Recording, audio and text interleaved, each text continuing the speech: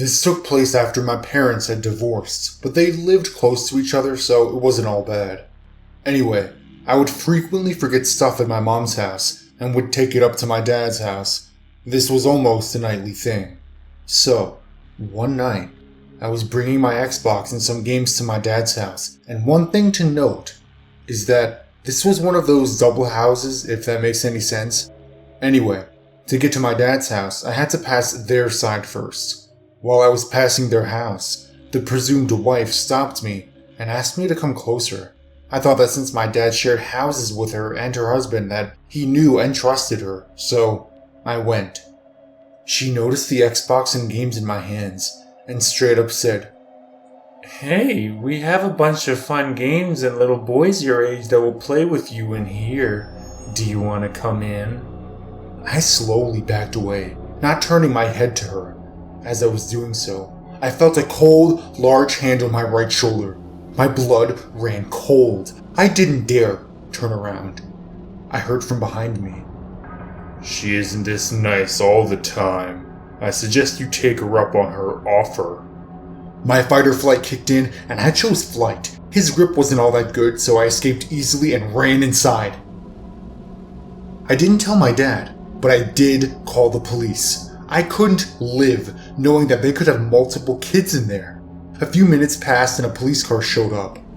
5 minutes later, the two officers walked out of the house with the two people.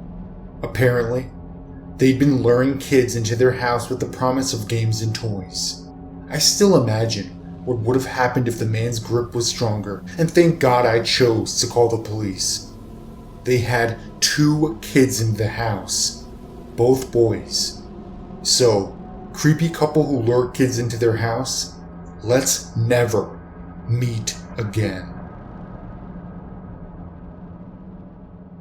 Number 2. This happened 2 nights ago, so I'm still replaying it over and over in my head. I thought this would be a good place to share.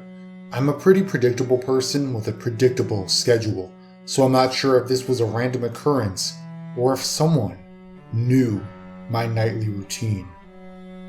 I'm a 35-year-old woman. My husband, Rob, gets up for work hours before me, so he goes to bed before I do.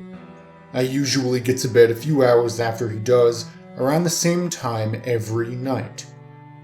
I turn off the lights and the TV in the living room and take my dog to the back door to let her out. She's tiny, old, and poses zero threat to anyone. The door leads to a large deck outside. Off to the right of the deck is a few steps down and a small path to the gate, which we always keep chained and locked. Every single night before opening the door, I peeked out of the window right next to it without disturbing the blinds and flip on the deck light. I never expect anyone to be there, and we've never even had a problem with anyone trespassing or trying to break in. It's just something I do every night. Kinda like peeking behind the shower curtain before I pee. I know no one is back there, but if I don't check, then that's going to be the one time there actually is someone there. I watch a ton of horror movies, and it's pitch black outside at night where I live. So a few nights ago I got ready for bed, went to the back door with my dog slowly following behind me, and peeked out the window. I flipped on the light. My heart jumped into my throat when I saw a skinny, dirty guy in his 30s standing off to the side of the door, facing it. I see him raise his arm up and hold a screwdriver above his head as soon as the light went on, preparing for someone to open the door. I screamed, "Rob, get up! Get the gun!" as loud as I could, which startled the guy and jumped over the rail of the deck, even though he was right next to the stairs, and ran. My husband ran out of the bedroom with his gun. He called the police, and they showed up within 5 minutes. They drove around trying to find the guy, but no luck. The guy broke the lock on our gate to get in. He also pried open the black screen door, which we always keep locked as well. If I would have opened the door without looking first, I might be dead. I don't know if I caught the guy trying to break in or if he was waiting for me to open the door like I do every night. Either way, it was fucking terrifying. My parents are buying us outdoor security cameras this week as an early birthday present for Rob. Number 3. This happened about a year ago now. I'm a college student and I was basically forced to move out on my own, which I didn't mind, but that meant finding a new roommate, which can be a daunting and scary experience.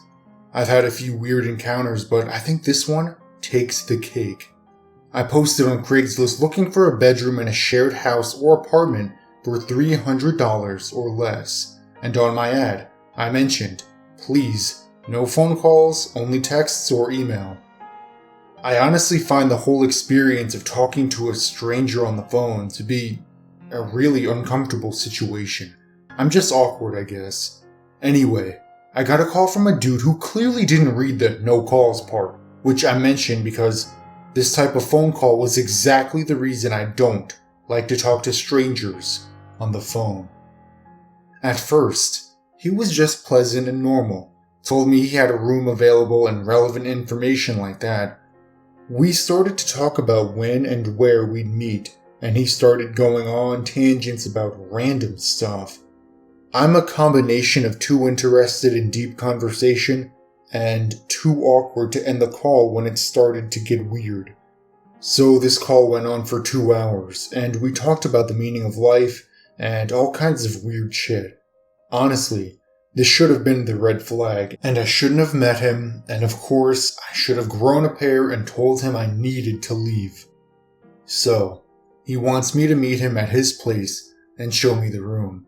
I've since learned that you should really insist on meeting in public first. I got to his neighborhood, and it was run down on a level that made the ghetto I grew up in look nice. Saggy front porches, hot cracked concrete, sad people with old beat-up Lincolns. You get the picture. His house blended right in. The yard was seriously overgrown and the front door didn't work, so I went around the back and just looking at the guy standing in the doorway and seeing the kitchen behind him was enough to make me realize I really just wanted to leave. No way in hell. The guy in the doorway was a man with a sort of clown-style afro. He was just leaning on a cane on his right side. His eyes looked crazy and the house smelt musty from 10 feet away. Again, I'm a coward, so instead of trusting my gut, I go inside and I'm polite thinking, it's okay, it'll be over in 20 minutes and I can get the fuck out. I don't know what made me think this man, who had a 2-hour conversation with me on the phone about life and philosophy, would let me get away that easily. He took me up a flight of creaky steps into a small bedroom with no door and a mattress on the floor. I thought no way in hell I would live in this place with a 40-something-year-old man and no door in my bedroom. But it was a moot point because my mind was made up before I even saw the room. I wouldn't have lived there for free, let alone for $200 a month. Things got weird. He tried to hold me hostage with conversation again. I think he was lonely. He talked about how some of his family were millionaires. He might have been delusional. The whole story seemed made up. Then, he told me about an 18-year-old girl that also checked out the room and tried to fuck him, and told me about how his mom hated white people. He was black and I was white, and it sounded like he sympathized with her. Obviously, that was super uncomfortable. Eventually, I was able to find a break in conversation and plucked up the courage to make up an excuse to leave. I was never so happy to leave a place in my life. I don't know that he was necessarily a rapist or anything, but he really gave me the fucking creeps.